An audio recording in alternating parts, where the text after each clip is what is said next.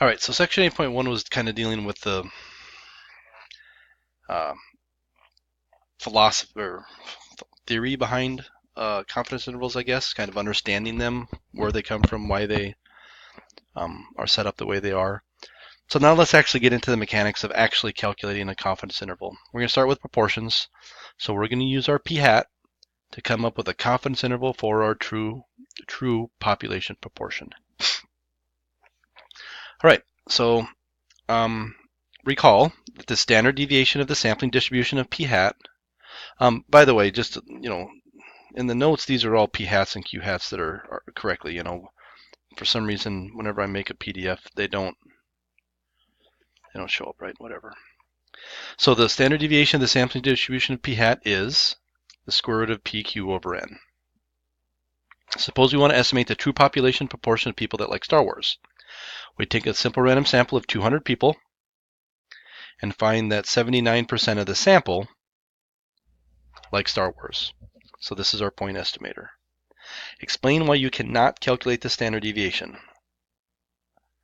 Well, the standard deviation of p hat is square root of pq over n, and it's pretty straightforward, but we do not have p or q.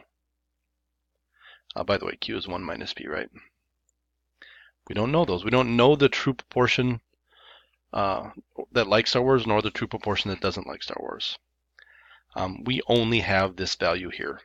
So this is a problem. In the last class, or excuse me, in the last chapter, I always gave you these parameter values, but in reality, you never know them. If I knew what p was, I wouldn't need to estimate it with a sample. So this is a problem. So how do we address this problem? Well, it should kind of be common sense that we would use our sample proportion to estimate our population proportion. I mean, that's why we're using it as an estimate anyway, so why don't we just use it to estimate it in the standard deviation formula? There's a special term for that. It's called the standard error of the statistic. When the standard deviation of a statistic is estimated from the data, the result is called the standard error of the statistic.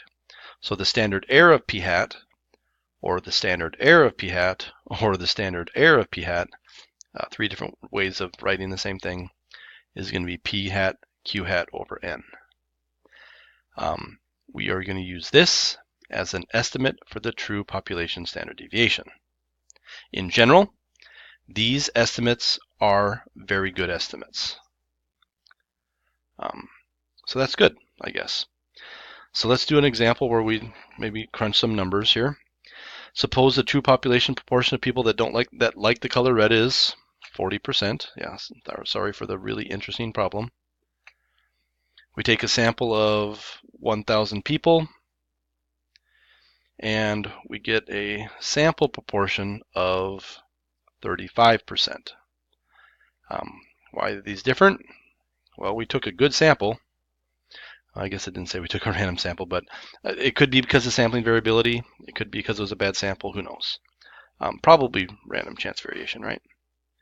So let's calculate the standard deviation of p hat, the true value. That's pq over n. That is 0.4, 0.6 over 1,000. So let's get an estimate for that. Square root 0.4 times 0.6 over 1,000. No, not 1,100. 0.01549. 0.01549. So let's calculate the standard error. The standard error uses our sample data to estimate it. So how different is it if we put in the 0.35, the 0.65 over 1,000? So it's definitely going to be different. I'm putting in different numbers. I'm kind of wondering how different is it going to be. Just instead of typing it again, I'm going to just grab this and change that to 3.5 and 6.5. 0.01508. 0.01508. Is the standard error a good approximation for the standard deviation in this case? Yeah, I'd say that's pretty good, right? They're only off by, I mean, these are percentages, percentages, so it's only off in the tens, hundreds, thousands, 10,000s place, I guess. Now, do understand that this was a pretty big sample size. If I made my sample size smaller, I think there'd be more error. And also, it would be possible that our sample proportion is not this close to the true proportion. But in general, statisticians aren't concerned about this, or this error doesn't cause too many problems in our confidence intervals, so they kind of ignore it and say, okay, it's going to be good enough. This is a good enough estimator. Let's just leave it at that, okay? Now for means, you're going to learn that it's not good enough. We're going to have problems. So that's kind of why I'm setting this up like this a little bit, kind of some foreshadowing, I guess. All right, so how do we find the critical values? It isn't good enough to just say 2 standard deviations to get 95%. That 68, 95, 99.7 rule, by the way, that's an approximation. That's what it is about.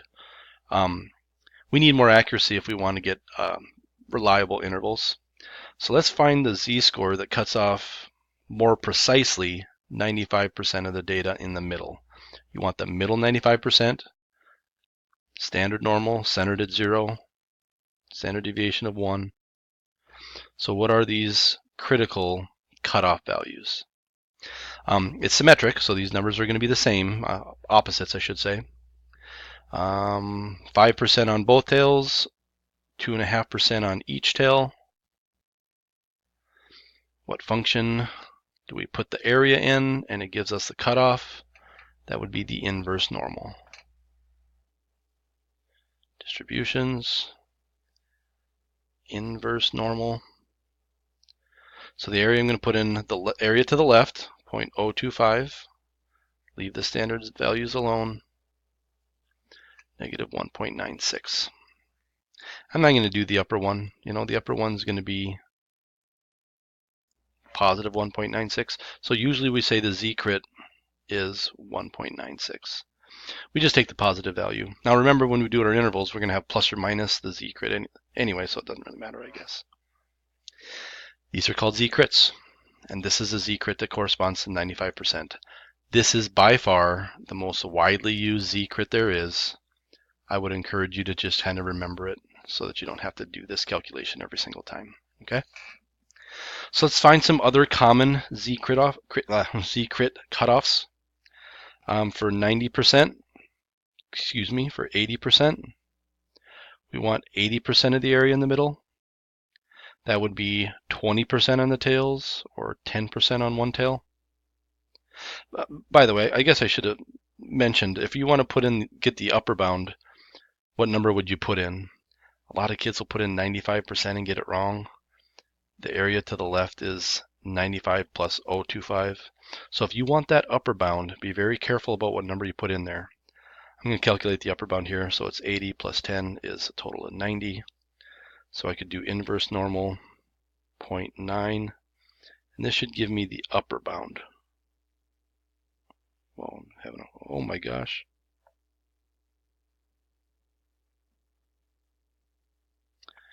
.28. Notice that's smaller. If you want to be less confident, smaller z-crit, wider interval for here, narrower interval for here, because you're going to miss more often. You're only going to capture 80% of the time. 90% cutoff, that would be 0.05 on each tail.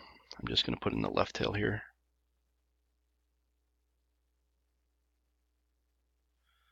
0.05. 164. Usually we go one extra decimal on this because it's kind of right in the middle of the two. So z-crit 1.645. 95% already did it. 99%. 1% on both tails. 0.005 on one tail. 2.005, 2.78, 2.58.